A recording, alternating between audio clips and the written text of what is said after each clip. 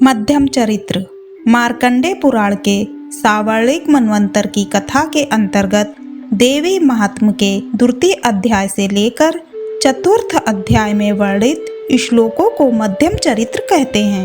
इस चरित्र में ऋषि मेधाजी अपने आश्रम में आए हुए राजा सुरथ और समाधि नामक वैश्य को भगवती की महिमा बताते हुए महिषासुर वध का प्रसंग सुनाते हैं, जिसमें देवताओं ने अपने खोए हुए राज्य को पुनः प्राप्त कर लिया था। द्वितीय अध्याय महिषासुर सेना का वध। मध्यम चरित्र के विष्णु ऋषि महालक्ष्मी देवता, ऊष्णिक छंद, शाकंभरी शक्ति, दुर्गा बीज, वायु तत्व और यजुर्वेद स्वरूप हैं। श्री महालक्ष्मी की प्रसन्नता के लिए मध्यम चरित्र के पाठ में इसका विनियोग है। मैं कमल के आसन पर बैठी हुई प्रसन्न मुख वाली महिषासुर मर्दनी भगवती महालक्ष्मी का भजन करता हूँ, जो अपने हाथों में अक्षमाला, फरसा, गदा, बाण, वज्र, पद्य, धनुष, कुंडिका, दंड, शक्ति, खड़ंग, ढाल, शंख, घंटा, मधुपात्र, शूल, पाश और चक्र धारण करती हैं। ऋषि कहते हैं, पूर्व काल में देवताओं और असुरों में पूरे 100 वर्षों तक घोर संग्राम हुआ था। उसमें असुरों का स्वामी महिषासुर था और देवताओं के नायक इंद्र थे। उस युद्ध में देवताओं की सेना महाबलशाली असुरों से परास्त हो गई। संपूर्ण देवताओं को जीतकर महिषासुर इंद्र बन बैठा। तब पराजित देवता प्रजापति ब्रह्मा जी को आगे करके उस स्थान पर गए जहां भगवान शंकर और विष्णु विराजमान थे। देवताओं ने महिषासुर के पराक्रम तथा अपनी पराजय का यथावत वृतांत उन दोनों देवेश्वरों को विस्तार पूर्वक कह सुनाया। वे बोले, भगवान, महिषासुर सूर्य, इंद्र, अग्नि, वायु, चंद्रमा, यम, वरुण और अन्य देवताओं के भी अधिकार छीनकर स्वयं ही सबका अधिष्ठाता बन बैठा है। उस दुरात्मा महिष ने समस्त देवताओं को स्वर्ग से निकाल दिया है।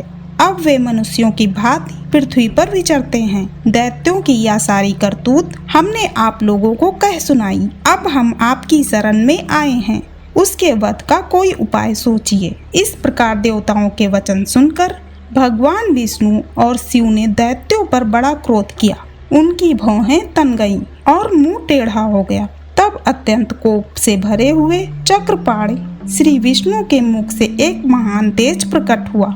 इसी प्रकार ब्रह्मा, शंकर और इंद्र आदि अन्य देवताओं के शरीर से भी बड़ा भारी तेज निकला। वह सब मिलकर एक हो गया। महान तेज का वह पुंज जाज्वल्य मान पर्वत सा जान पड़ा। देवताओं ने देखा, वहां उसकी ज्वालाएं संपूर्ण दिशाओं में व्याप्त हो रही थीं।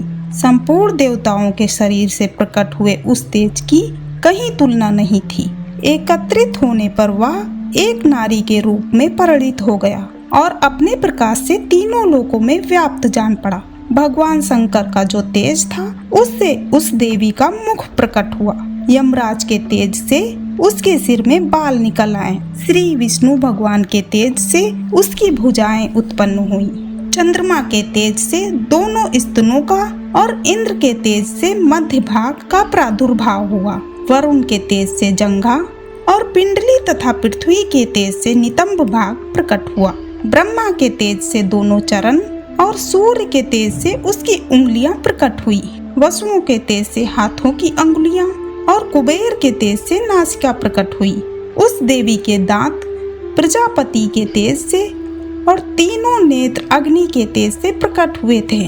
उसकी भौहें संध्या के और कान वायु के तेज से उत्पन्न हुए थे। इसी प्रकार अन्य देवताओं के तेज से भी उस कल्याणमयी देवी का आविर्भाव हुआ। तदंतर समस्त देवताओं के तेज पुंज से प्रकट हुई देवी को देखकर महिषासुर के सताए हुए देवता बहुत प्रसन्न हुए। पिनाकधारी भगवान शंकर ने अपने शूल से एक शूल निकालकर उन्हें दिया।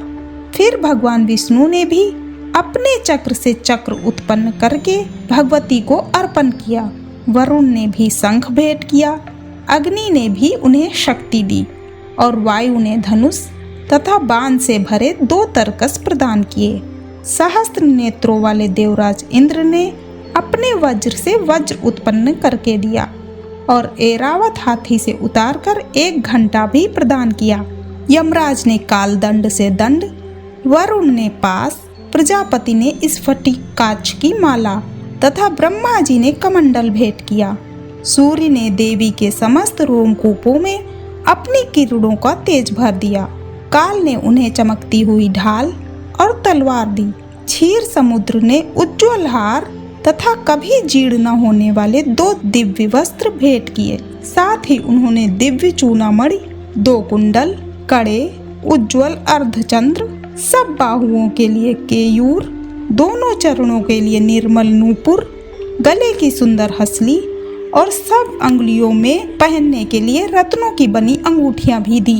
विश्वकर्मा ने उन्हें अत्यंत निर्मल फरसा भेंट किया। साथ ही अनेक प्रकार के वस्त्र और अभेद्य कवच दिए। इसके सिवा मस्तक और वक्ष स्थल पर धारण करने के लिए कभी न कुमलाने वाले कमलों की मालाएं दी। जलाधि ने उन्हें सुंदर कमल का फूल भेंट किया। हिमालय ने सवारी के लिए सिंह तथा भांति भांति के रत्न समर्पित किए। ध्यानाध्यक्ष कुबेर ने मधु से भरा पान पात्र दिया तथा संपूर्ण नागों के राजा शेष ने, जो इस पृथ्वी को धारण करते हैं, उन्हें बहुमूल्य मणियों से विभूषित नागाहार भेंट दिया। इसी प्रकार अन्य देवताओं ने भी आभूषण, अस्त्र शस्त्र देकर देवी का सम्मान किया। तत्पश्चात उन्होंने बारंबार अट्टहास पूर्वक उच्च स्वर से गर्जना की। उनके भयंकर नाद से संपूर्ण आकाश गूंज उठा। देवी का वह अत्यंत उच्च स्वर से किया हुआ सिंहनाद कहीं समा ना सका। आकाश उनके सामने लघु प्रतीत होने लगा। उससे बड़े जोर की प्रतिध्वनि हुई, जिससे संपूर्ण विश्व में हलचल मच गई और समुद्र कांप उठे। पृथ्वी डोलने लगी और समस्त पर्वत हिलने लगे। उस समय देवताओं ने अत्यंत प्रसन्नता के साथ सिंहवाहिनी भवानी से कहा, देवी तुम्हारी जय हो। साथ ही महर्षियों ने भक्ति भाव से विनम्र होकर उनका स्तवन किया। संपूर्ण त्रिलोकी को क्षोभग्रस्त देख दैत्यगण अपनी समस्त सेना को कवच आदि से सुसज्जित कर हाथों में हथियार ले सहसा उठकर खड़े हो गए। उस समय महिषासुर ने बड़े क्रोध में आकर कहा, आह, यह क्या हो रहा है। फिर वह संपूर्ण असुरों से घिरकर उस सिंहनाद की ओर लक्ष्य करके दौड़ा और आगे पहुंचकर उसने देवी को देखा, जो अपनी प्रभा से तीनों लोगों को प्रकाशित कर रही थी। उनके चरणों के भार से पृथ्वी दबी जा रही थी। माथे के मुकुट से आकाश में रेखा सी खींच रही थी तथा वे अपने धनुष की टंकार से सातों पातालों को क्षुब्ध किए देती थी। देवी अपने हजारों भुजाओं से संपूर्ण दिशाओं को आच्छादित करके खड़ी थी। तदंतर उनके साथ दैत्यों का युद्ध छिड़ गया। नाना प्रकार के अस्त्र शस्त्रों के प्रहार से संपूर्ण दिशाएं उद्दासित होने लगी। छिच्छुर नामक महान असुर महिषासुर का सेना नायक था। वह देवी के साथ युद्ध करने लगा। अन्य दैत्यों की चतुरंगड़ी सेना साथ लेकर चामर भी लड़ने लगा। 60,000 रथियों के साथ आकर उदग्र नामक महादैत्य ने लोहा लिया।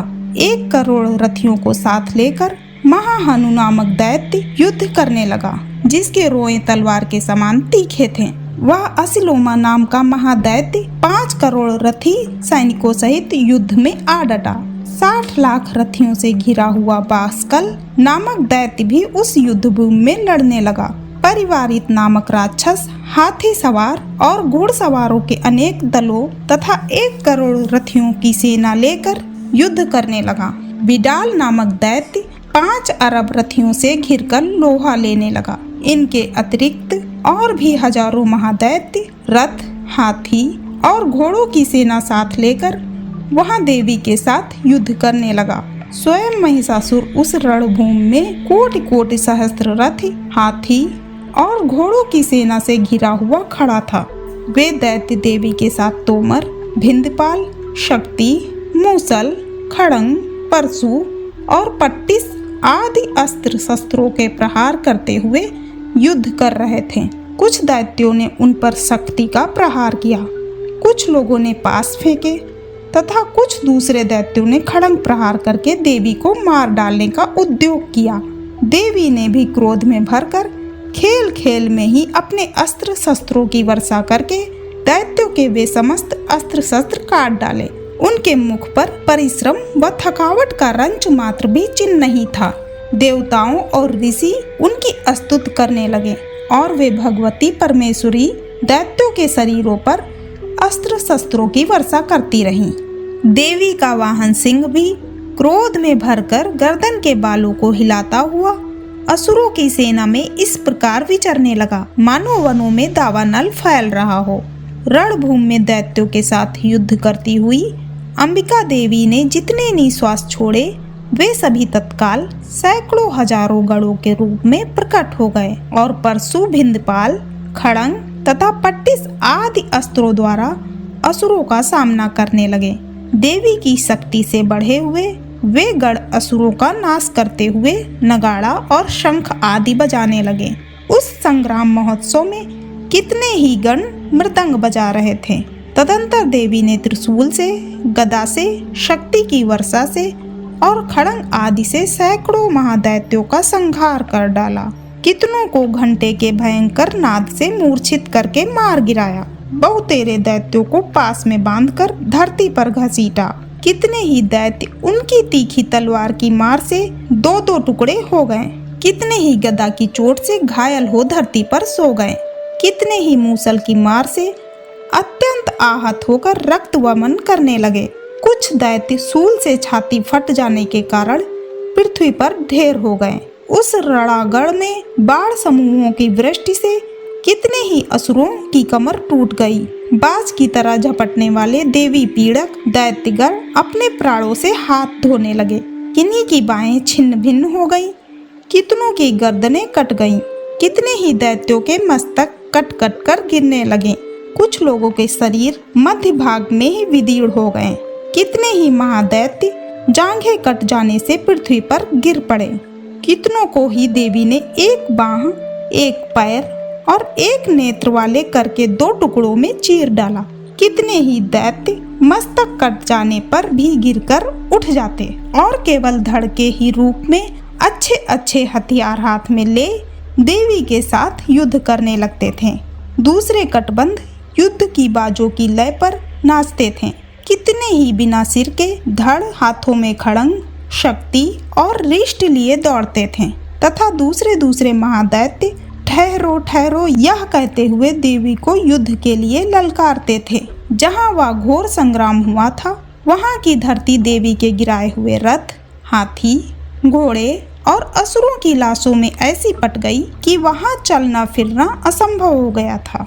दैत्यों की सेना में हाथी, घोड़े और असुरों के शरीर में इतनी अधिक मात्रा में रक्तपात हुआ था कि थोड़ी ही देर में वहां खून की बड़ी बड़ी नदियां बहने लगी। जगदम्बा ने असुरों की विशाल सेना को क्षण भर में नष्ट कर दिया। ठीक उसी तरह जैसे तृण और काठ के भारी ढेर को आग कुछ ही क्षणों में भस्म कर देती है, और वह सिंह भी गर्दन के बालों को हिला हिला कर जोर जोर से गर्जना करता हुआ दैत्यों के शरीर से मानो उनके प्राण चुने लेता था। वहां देवी के गणों ने भी उन महादैत्यों के साथ ऐसा युद्ध किया जिससे आकाश में खड़े हुए देवतागण उन पर बहुत संतुष्ट हुए और फूल बरसाने लगे। इस प्रकार श्री मार्कंडेय पुराण में सावर्णिक मनवंतर की कथा के अंतर्गत देवी महात्म्य में महिषासुर सेना का वध नामक दूसरा अध्याय पूरा हुआ। जय हो अम्बे मैया की।